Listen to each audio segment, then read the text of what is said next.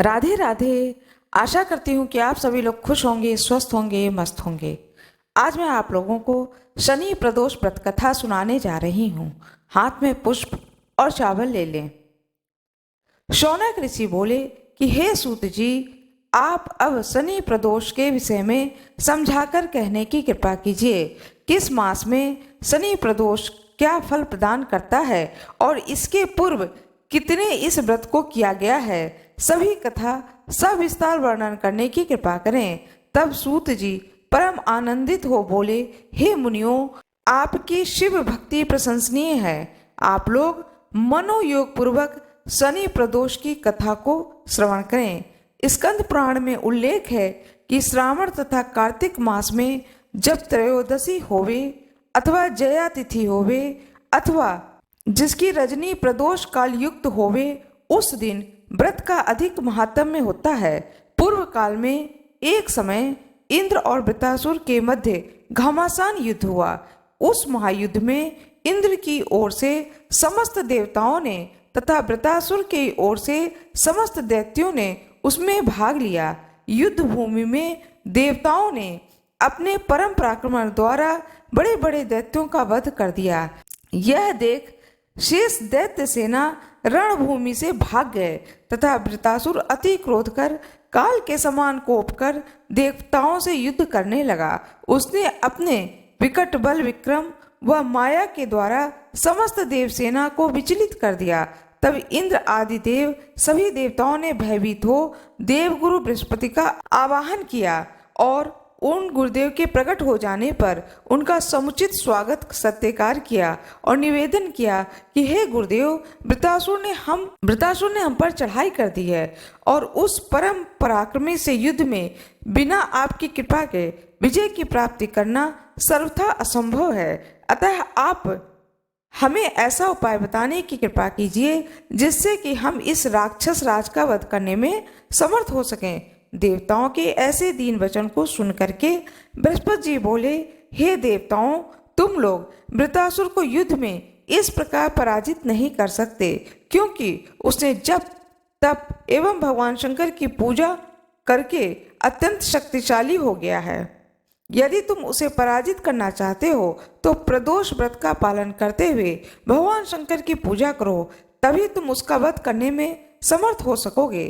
बृहस्पति देव जी के ऐसे वचन को सुन करके देवताओं ने कहा कि हे गुरुदेव, आप हम पर दया करके शीघ्र बताइए कि प्रदोष व्रत एवं शंकर पार्वती की पूजा का विधान क्या है।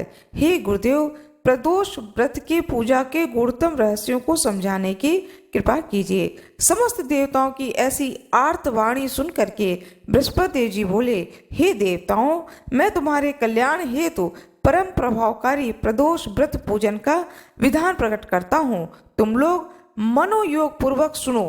श्रावण भादो अथवा कार्तिक मास के शुक्ल पक्ष में जिस शनिवार को त्रयोदशी होवे, उस दिन प्रातः काल सैया त्याग करके शौच आदि नित्य कर्मों से निवृत्त होकर श्रद्धा पूर्वक शिव मंदिर में जाकर के शिवलिंग की पूजा करो। मध्याह्न काल में तिल और आंवले को जल में डाल करके जब उसका प्रभाव जल में आ जाए तब उस जल से स्नान कर देवादिदेव भगवान शंकर की पूजा करो। संपूर्ण दिवस निराहार रहो। संध्या काल में सूर्यास्त के समय शिव मंदिर में जाकर के 1 सहस्त्र तेल के दीपक जलाओ।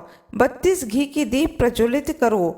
धूप दीप रोली चंदन अक्षत बिलपत्र आदि से श्रद्धा भक्ति पूर्वक भगवान शंकर की पूजा करो और निम्नलिखित मंत्रों के जाप का उच्चारण करो। ओम नमः शिवाय, ओम भौमाय नमः, ओम रुद्राय नमः, ओम नीलकंठाय नमः, ओम सोमनाथाय नमः, ओम विवेदसे नमः, ओम कपर्दिने नमः, ओम वृषभध्वजाय नमः, ओम सुरेशाय नमः, ओम व्योमकेशाय नमः, ओम तपोभयाय नमः, ओम शिपिविष्ठाय नमः, ओम भार्गाय नमः, ओम व्यालप्रियाय नमः, ओम दिगंबराय नमः, ओम उमाकांताय नमः, ओम तपोभयाय नमः, ओम व्यालाय नायपते नमः, ओम व्यासाय नमः, ओम व्यालाय नमः, ओम त्रिपुरकांताय नमः, ओम सिंहाय नमः, ओम सादुलाय नमः, ओम पृथ्वीनां पते नमः, ओम ईशाय नमः, ओम व्याघ्राय नमः, ओम अमिताय नमः, ओम महीधराय नमः, ओम अमिताय नमः, ओम बुद्धिनाय नमः, ओम सिद्धाय नमः, ओम परमेष्ठिने नमः, ओम कपोताय नमः, ओम शिष्ठाय नमः, ओम परात्मने नमः, ओम विष्ठाय नमः, ओम वेद गीताय नमः, ओम गुप्ताय नमः, ओम दीर्घ रूपाय नमः, ओम वेद गुह्याय नमः, ओम दीर्घाय नमः, ओम दीर्घाय नमः, ओम भद्राय नमः, ओम जगत प्रतिष्ठाय नमः, ओम व्योम रूपाय नमः, ओम गर्भकृते नमः, ओम नील लोहिताय नमः, ओम प्रादित्याय नमः, ओम शुंभसे नमः, ओम अंधिकासुरमर्दिने नमः, ओम शुक्लाय नमः, ओम चंद्राय नमः, ओम भक्ति प्रियाय नमः, ओम अव्ययाय नमः, ओम महेशाय नमः, ओम त्रिनेत्राय नमः, ओम हराय नमः, ओम महादेवाय नमः, ओम वेदांगणाय नमः, ओम त्रिदेवाय नमः, ओम अर्थाय नमः, ओम अर्थ रूपाय नमः, ओम परमार्थाय नमः, ओम विश्व रूपाय नमः, ओम विश्वाय नमः, ओम लाल बंद रूपेभ्यो नमः,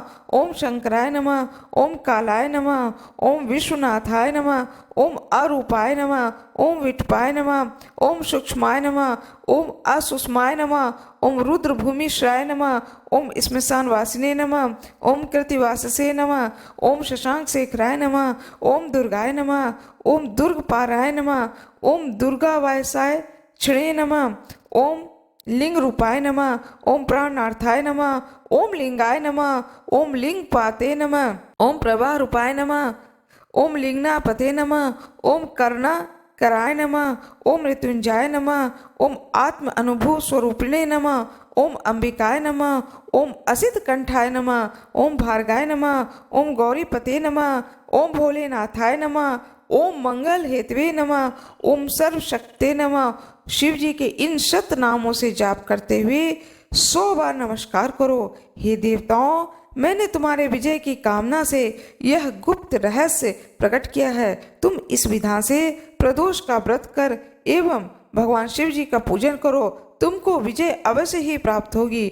गुरुदेव बृहस्पति जी के मुख से प्रदोष पूजा विधान सुन करके महाराज इंद्र बोले, हे गुरुदेव, अब आप कृपा करके यह भी बताने का कष्ट करें कि वृतासुर ने यह प्रदोष व्रत कब किया था और पूर्व जन्म में यह कौन था और इसे वरदान कैसे प्राप्त हुआ। बृहस्पति जी बोले, हे सुरेंद्र, मैं तुम्हारी इच्छा अनुसार वृतासुर की कथा को कहता हूँ, तुम ध्यान पूर्वक श्रवण करो। हे देवेंद्र, यह वृतासुर दैत्य पूर्व जन्म में चित्ररथ नामक परम तपस्वी राजा था।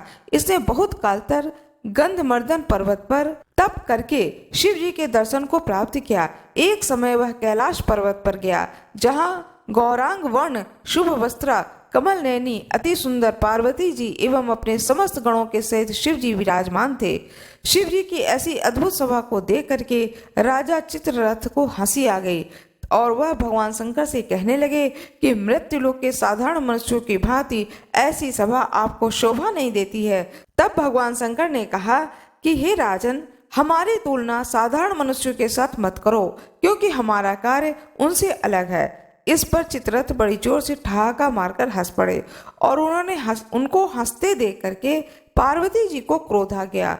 वह अति कुपित होकर के बोली, रे दुष्ट, तू हमारी तुलना मनुष्य के साथ करके हंसी उड़ाता है, अतः मैं तुझे शाप देती हूँ, तू राक्षस हो जा। पार्वती जी के इतना कहते ही राजा चित्ररथ राक्षस हो गया। वही राक्षस वृतासुर है, परंतु इस योनि में भी यह नित्य शिव स्तुति करता है और ब्रह्मचर्य का पालन करता है। इसी कारण से यह अजेय है। इसके जीतने का उपाय यही है जिसका वर्णन मैं पहले कर चुका हूँ। इंद्रदेव बोले, हे गुरुदेव, अब आप हमें प्रदोष व्रत की विधि बताने की कृपा करें। देवराज इंद्र से ऐसे वचन को सुन करके बृहस्पति जी देव बोले, हे देवेंद्र, श्रावण मास तथा कार्तिक मास में जिस शनिवार को त्रयोदशी हो, उस दिन से ही व्रत को प्रारंभ कर देना चाहिए। शिव जी का 5 मुख तथा 10 बाहु युक्त पार्वती सहित मूर्ति बनवा करके प्रतिष्ठित करो। ताम्र कलश में 5 पल्लव, 5 रत्न, 5 फल डाल करके चांदी के ढक्कन में ढक करके पुष्पांजलि अर्पित करो। आसन दो। इस प्रकार विनय करो कि हे भगवान शंकर, हे माता पार्वती, यह पत्र, पुष्प, अर्घ्य, धूप, दीप, नैवेद्य आदि जो मैंने आपको अर्पित किया है उसे स्वीकार कीजिए।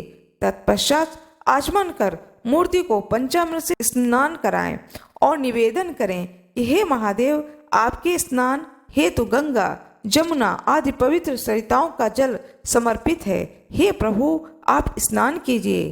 तद उपरांत वस्त्र, फल आदि अर्पित करें। आग्रह करें, हे देवाधिदेव, यह वस्त्र धारण करें। मेरी तुच्छ एकमात्र भक्तों के रक्षक हैं, आप ही हैं। हे प्रभु, मेरे सकल दुख दूर करके शरणागत जान मेरे हृदय में ज्ञान का प्रकाश दीजिए। हे प्रभु, आप ही एकमात्र भक्तों के रक्षक हैं। हे गिरजापति, हे अनाथों के नाथ, आप मेरे दुख को दूर करने की कृपा करें। मैंने जो आपको यह फल अर्पण किए हैं, जिसका अभिप्राय यह है कि आप मुझे संतान फल प्रदान करें। मैंने जो स्वर्ण का दीप प्रज्वलित किया है, उसका यह अभिप्राय है कि आप मुझे धन धान्य की वृद्धि तथा मुझे यशस्वी बनाइए।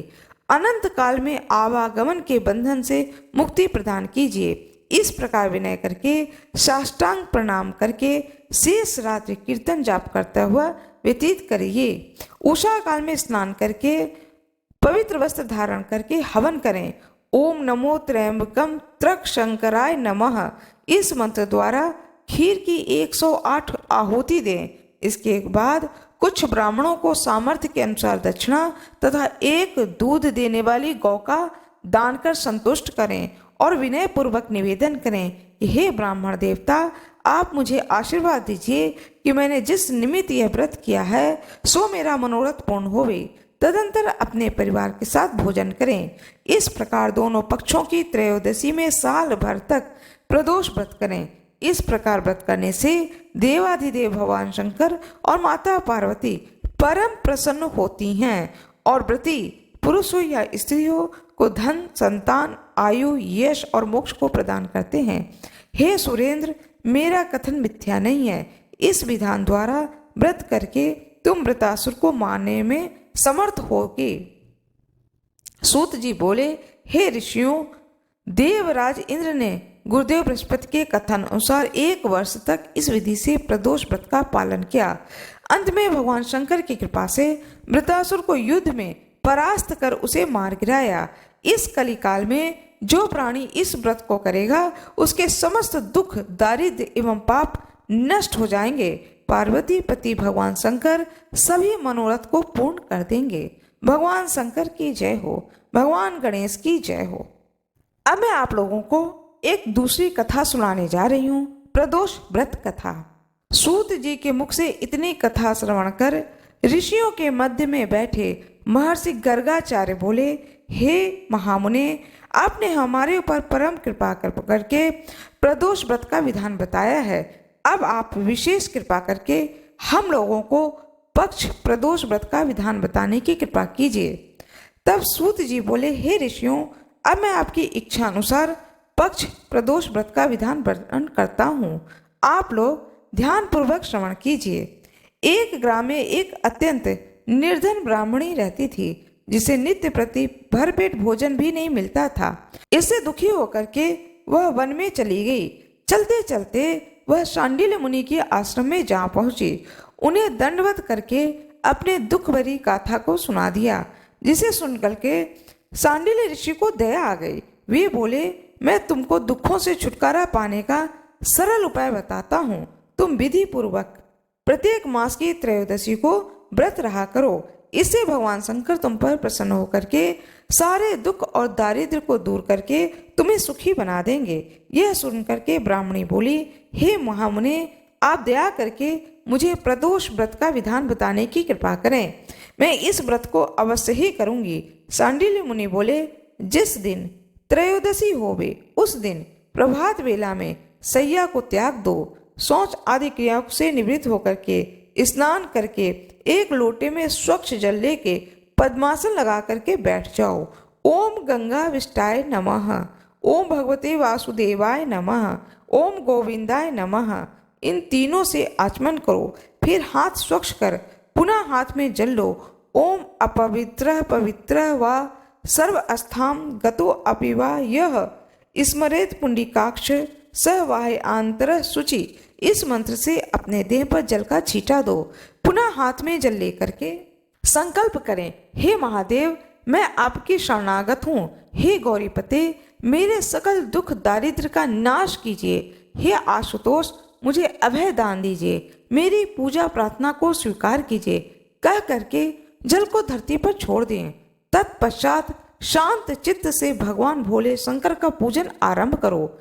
शिव जी को स्नान, परिधान, धूप, दीप, नैवेद्य, बेलपत्र अर्पण कर आरती करो।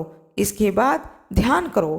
कैलाश अधिपति जिनके मस्तक पर गंगा जी की पवित्र धारा प्रवाहित हो रही है, चंद्रमा से समान सुशोभित, त्रिनेत्र, बागंबरधारी, गले में सर्पों की माला पहने, हाथों में त्रिशूल तथा डमरू धारण किए हुए, जिनके बामांग में कमल के समान सुंदर मुख वाली, सूर्य प्रभा के समान तेजोमयी गौरांग वर्ण वाली भगवती पार्वती, जिनके चारों हाथों में शंख, चक्र, गदा और पद्म विराजमान है, ऋषि पत्नियों के सहित सुशोभित हो रही हैं, जिनके अनंतर मंत्रों के द्वारा ओम धर्माय नमः, ओम ज्ञानाय नमः, ओम वैराग्याय नमः, ओम ऐश्वर्याय नमः कह करके कात्यायनी, सरस्वती और लक्ष्मी जी का पूजन करें।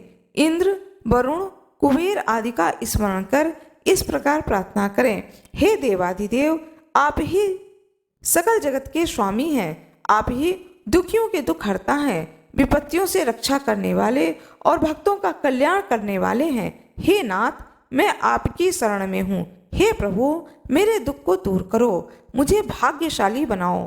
तदंतर यथाशक्ति ब्राह्मणों को दक्षिणा दें, भोजन कराएं और आशीर्वाद प्राप्त करें। सांडिल्य ऋषि बोलते हैं, हे पुत्री मैंने जो शिव पूजन का विधान तुमको बताया है, इसका 1 वर्ष पर्यंत पालन करने से तुम्हारे समस्त दुख दूर हो जाएंगे और तुम्हारा कल्याण होगा। शौनक आदि ऋषि बोले, हे मुनिश्रेष्ठ आपने जो ब्राह्मणी की कथा सुनाई वह अत्यंत रोचक तथा कल्याणकारक है। अब आप हमें यह बताइए कि उस ब्राह्मणी ने प्रदोष व्रत किया या नहीं? यदि व्रत किया तो उसे क्या फल प्राप्त हुआ? सूत जी बोले, हे ऋषियों अब तुमको वही कथा सुनाता हूँ, ध्यान पूर्वक श्रवण करो। देव योग से उस दिन त्रयोदशी थी, अतः ब्राह्मणी ने ऋषि के कथन अनुसार व्रत करना आरंभ कर दिया।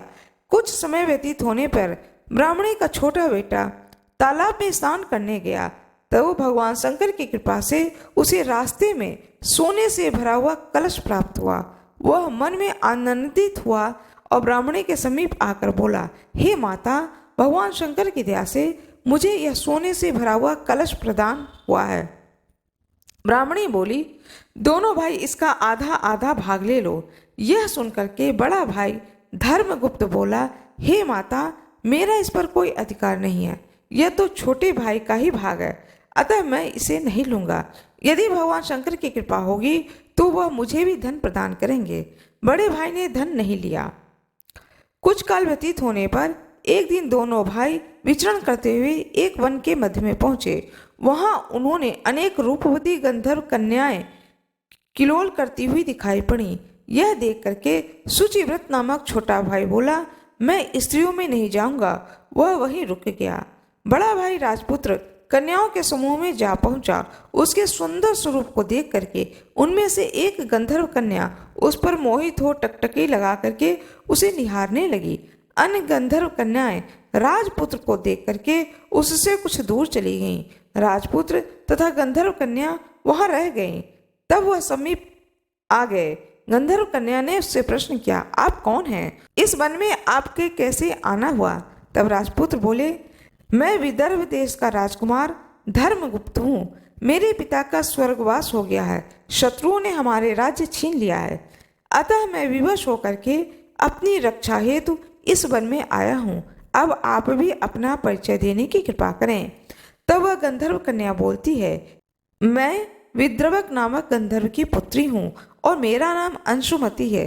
मैंने अपनी सूक्ष्म बुद्धि द्वारा आपके मन की भावना जान ली है। आप मुझ पर अनुरक्त हैं। मेरा मन भी आपको देखकर चंचल हो रहा है। कदाचित ईश्वर ने हम दोनों का निर्माण एक दूसरे के लिए किया है। इतना कह करके गंधर्व पुत्री ने राजपुत्र के गले में अपने मणिमाला पहना दी। तब राजपुत्र बोले, हे सुमुखी, मैंने तुम्हारा यह प्रेम उपहार स्वीकार कर लिया, किंतु मैं अत्यंत निर्धन हूँ, मेरा तुम्हारा विवाह कैसे हो सकता है।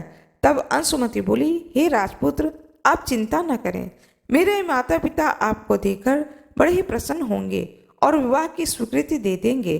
परसों प्रातः काल आप यहाँ पर अवश्य आना। इतना सुन राजपुत्र गंधर्व कन्या से विदा मांग करके अपने घर आया और सारा हाल अपनी माता को सुनाया। सब लोग शिव पूजन करके सो गए। सूत जी महाराज जी बोले, हे ऋषियों, तीसरे दिवस राजपुत्र अपने भाई शुचिवत को लेकर के उसी वन में गया। उधर वह गंधर्व कन्या अंशुमति भी अपने पिता विद्रवक को अपने साथ लेकर आई। गंधर्व राज ने जब राजपुत्र को देखा तो अत्यंत प्रसन्न होकर के बोले, हे राजपुत्र, कल मैं कैलाश पर्वत पर शिव जी के पास गया था। भगवान शंकर से इस कन्या के योग्य वर की प्रार्थना की थी, तो उन्होंने कहा था कि धर्मगुप्त नामक एक भक्त पृथ्वी पर निवास करता है, उसका राज्य उसके शत्रुओं ने छीन लिया है, वही इस कन्या के योग्य श्रेष्ठ वर है।